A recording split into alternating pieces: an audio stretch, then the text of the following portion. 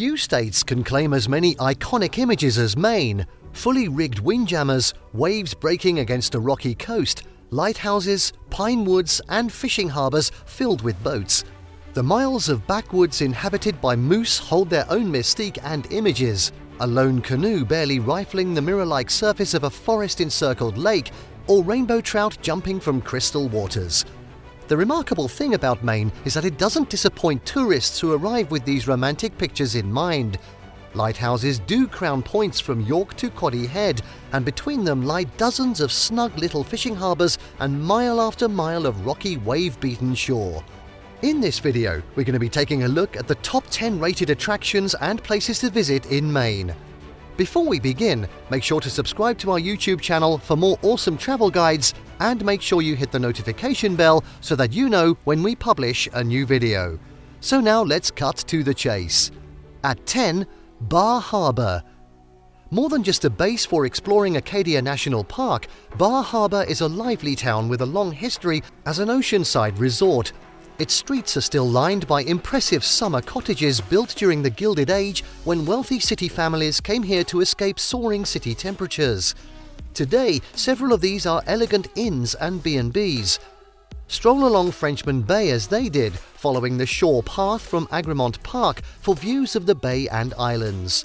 Or at low tide, walk across the bar to Bar Island, but be careful to return before the water covers the track. Shop in the classy boutiques and artisans' galleries, dine on ocean-fresh seafood, take a whale-watching cruise, and relax to the music of the town band, which plays on the green 2 evenings a week in the summer. The excellent Art Museum has an exceptional collection of Native American arts, and across the street from it is St. Saviour's Episcopal Church with stunning Tiffany-stained glass windows. Expect Bar Harbor to be less crowded on cruise ship days from now on. A limit has been imposed on the number and size of ships allowed to make a port stop here. At 9, Rockland. Circling a large harbour protected by Owl's Head and a long stone breakwater, Rockland's historic downtown, lined with nicely maintained 19th century brick mercantile buildings, speaks of a prosperous past. This was a thriving port for the limestone quarried in the surrounding hills. Until the 1950s, the harbour was lined with kilns that processed the stone for shipment to eastern cities for use as mortar and plaster. This old seaport town is worth a stop for several attractions, including Owl's Headlight and the Owl's Head Transportation Museum. Rockland is one of the home ports for the Maine windjammer fleet, whose historic sailing ships you can often see moored here. The town and the nearby islands of Penobscot Bay have long attracted artists, whose works you can see in Rockland's numerous galleries and museums. You can visit some of the islands that inspired them on ferries from downtown Rockland. Regular ferry departures can take you to Islesborough, where you can hike through a rare cedar swamp or get away from the mainland crowds at one of the island's beaches. On Vinnell Haven, you can hike through nature reserves, rent kayaks to explore the shoreline, or swim in a former granite quarry. Sounds great. At 8, Boothbay Harbor. Once a busy shipping port, Boothbay Harbor today is primarily a popular summer resort, with the largest boating harbour north of Boston.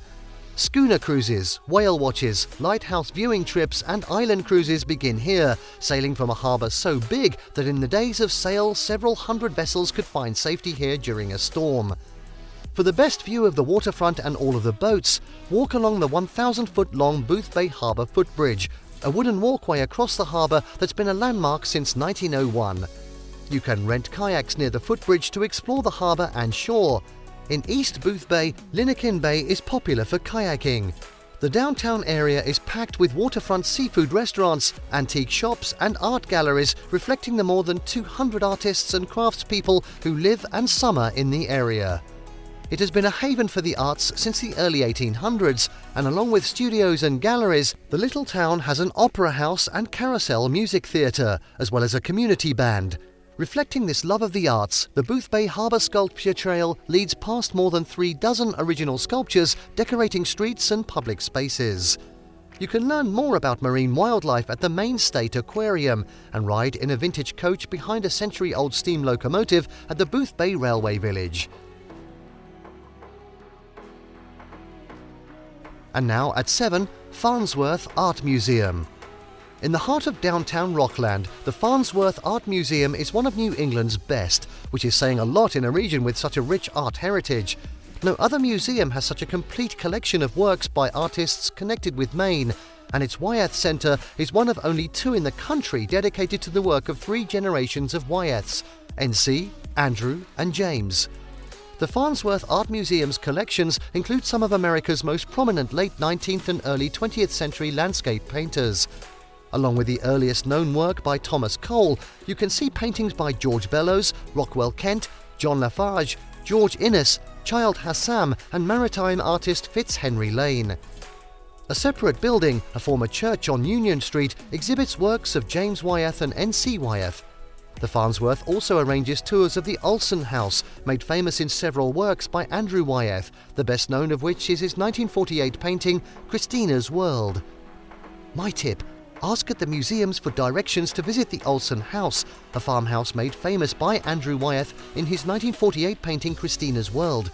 You can see the exterior of the house, which stands on Haythorne Point Road in Cushing, Maine, or see the interior on a guided tour arranged through the museum.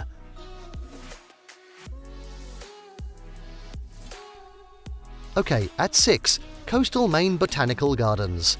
Strolling the paths through this 270-acre garden, it's almost impossible to believe that the Coastal Maine Botanical Gardens opened as recently as 2007.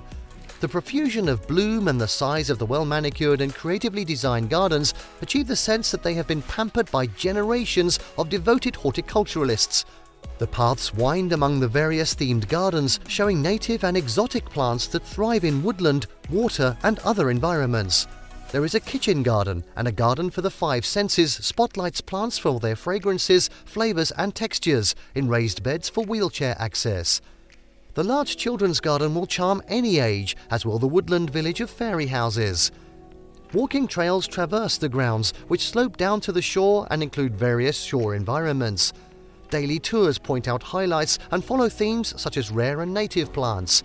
A large collection of original sculpture by regional artists highlights the gardens, and art exhibitions are held in the visitor centre throughout the spring, summer and fall. A tip for parents: the children's garden here is a major part of the extensive campus. Like the rest of the gardens, it is scattered with sculptures, these inspired by children's books written by Maine authors. My kid's favourite is the lifelike bronze of Sal's Bear by Nancy Shon, based on Robert McCloskey's Blueberries for Sal. Highlights of the themed gardens are a cottage with a grass roof, an arbour tunnel to walk through, a maze lawn, a giant treehouse and a fanciful fairy house. It's just like being a kid again.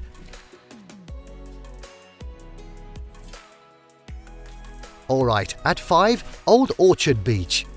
An unabashed, old-fashioned beach resort, Old Orchard Beach revels in the somewhat tacky honky-tonk atmosphere of its pier and thrill rides at New England's only remaining full-scale amusement park on a beach. So kick off your shoes, step back into mid-century summer fun and indulge in a little nostalgia. Palace Playland has all the expected rides: a Ferris wheel right over the waves, a roller coaster, an old-fashioned carousel, bumper cars and a dozen or so other kid-pleasers. Pier stands and street-side windows sell fries, soft ice cream, saltwater taffy and fried dough. Sounds great. The highlight of all this is a full 7 miles of golden sand beach with free public access. The sands are scoured each night by volunteers, so you won't find a cleaner beach anywhere, and separating most of the 7 miles of beach from the line of low hotels and shops is a barrier of grassy dunes. Old Orchard is also the only Maine beach where you can arrive directly by train, which is one reason this is such a popular weekend getaway destination from Boston. The Amtrak station is opposite the pier and amusement park.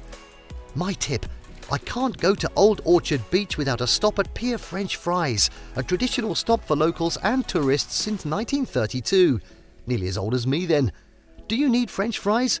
Of course you do. It's part of the Old Orchard Beach experience.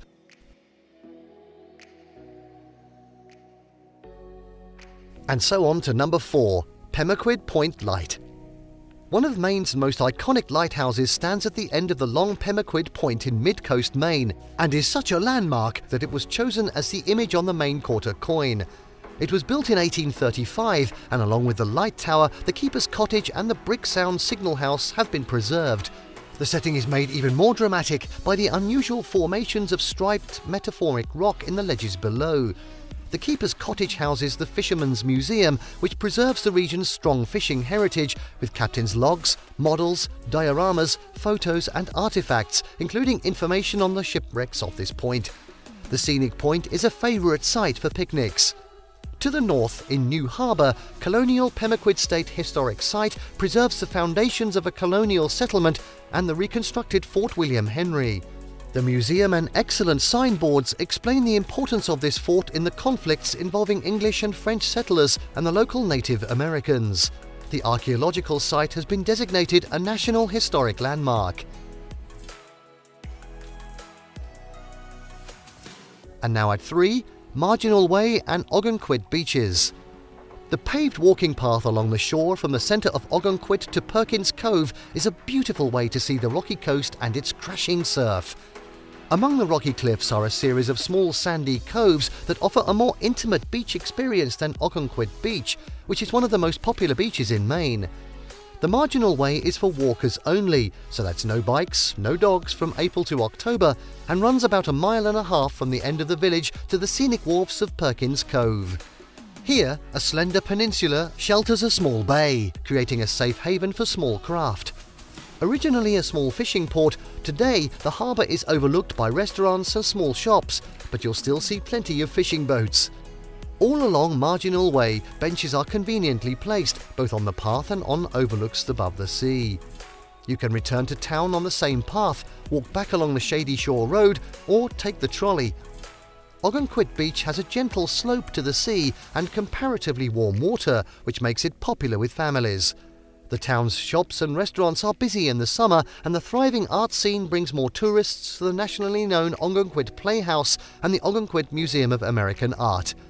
My tip: around the museum, whose collections and special exhibitions are well worth seeing, are its outdoor exhibits in a sculpture garden that slopes to the rocky shore. You can stroll through the gardens for free. Kids will love the largest of these works of art, the whimsical animal sculptures of Maine artist Bernard Langley. Built from rough boards and scrap wood, the giant lion, horse and rhino always bring smiles. And now at 2, the Old Port and Portland Head Lighthouse. Tourists looking for things to do in Portland invariably head straight for its harbour district, the Old Port. There, along with fishing boats, busy docks and seafood restaurants, they may find a cruise ship or see the tall masts of a sailing ship, for Portland is still an active port.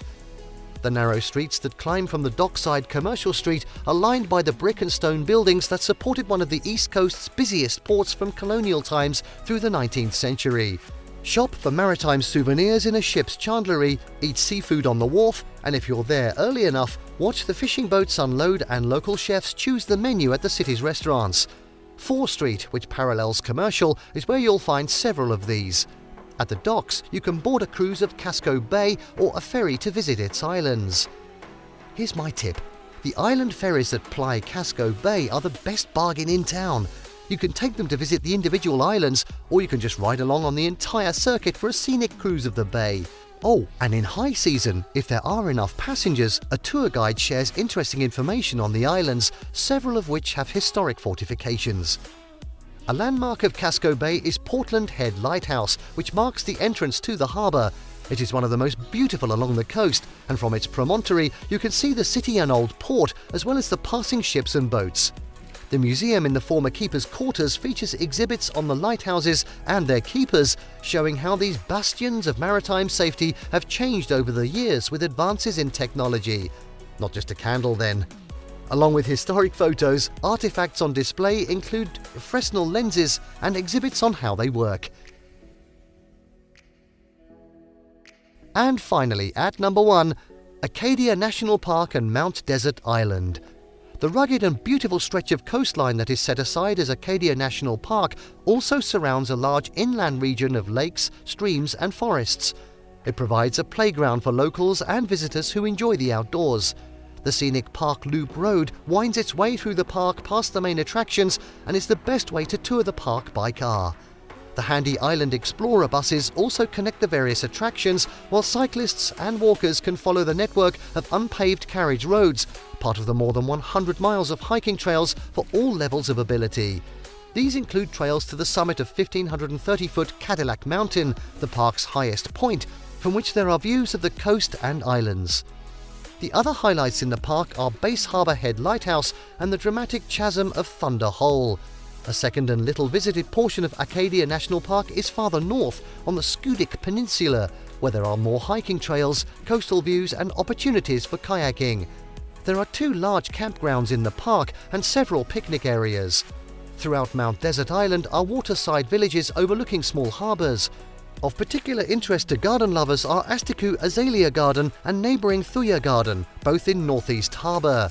Astiku is a Japanese-inspired garden at its most spectacular in the spring when the azaleas are in bloom around the pond. Thuya reaches its prime in June and July when the perennial beds are at their showiest. After strolling the pass through both these gardens, I cross the road to the historic Astiku Inn, where I sit on the veranda overlooking the gardens and harbour and savour a pot of tea with hot popovers slathered in wild blueberry jam. Oh, that's my idea of a perfect Maine afternoon. How about you? And there you have the top 10 rated attractions and places to visit in Maine. Did you like what you saw? Let us know in the comments down below. Share this video with your friends and don't forget to subscribe to our channel for more fantastic travel guides. See you next time.